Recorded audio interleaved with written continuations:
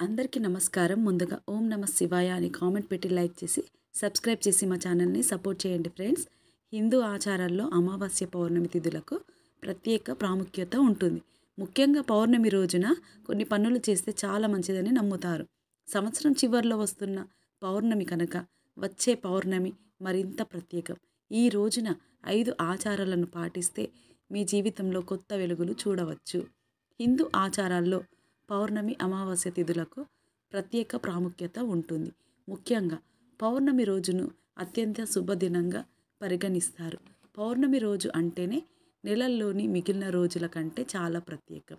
ఆ రోజున ఇష్టదైవాన్ని నమస్కరించి మనం చేయాలనుకున్న పనులను, మర్చిపోవాలనుకున్న సంగతులను విన్నవించుకోవాలి.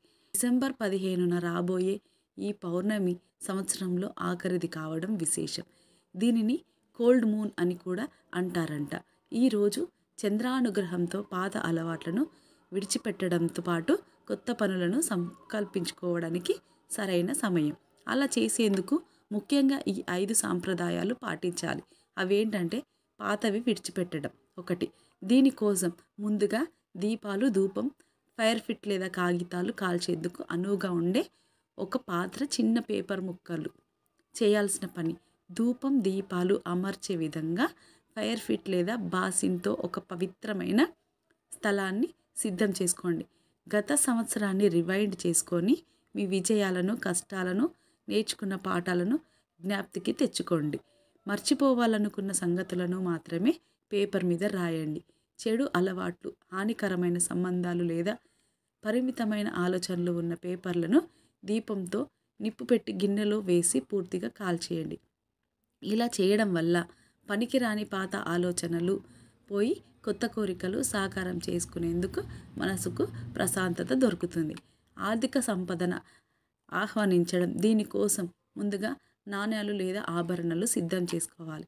వాటితో పాటుగా ఆకుపచ్చ దీపం, చిన్న బౌల్ ఉంచుకోవాలి. చేయాల్సిన పని: ఆకుపచ్చ దీపం అంటే ఇది సంపద, అభివృద్ధిని సూచిస్తుంది. దానిని వెలిగించి కోరికలను నాణ్యాలు లేదా ఆభరణాలు భావిస్తూ బౌల్లో ఉంచండి. ఆర్థిక భద్రత, సంపద, అభివృద్ధి కలగాలని కోరుకుంటూ మీ లక్ష్యాలని స్పష్టంగా ధ్యానించండి. నేను సంపద, అభివృద్ధి పొందేందుకు అర్హుడని అని శబ్దాలు పలకండి. 3. ఆధ్యాత్మిక మహిళ శక్తిని ఏర్పరచడం: ఈ ఆచారం పూర్తి చేయడానికి మృదువైన కుర్చీలు, తేమగా ఉండే లైటింగ్, దేవతల విగ్రహాలు లేదా చిత్రపటం అవసరం. చేయాల్సిన పని: మృదువైన కుర్చీలను అమర్చుకొని ఒక పవిత్రమైన స్థలాన్ని ఏర్పరచుకోండి. విగ్రహం పెట్టిన దేవతలకు సంబంధించిన కొన్ని వస్తువులను ఆ ప్రదేశంలో ఉంచండి.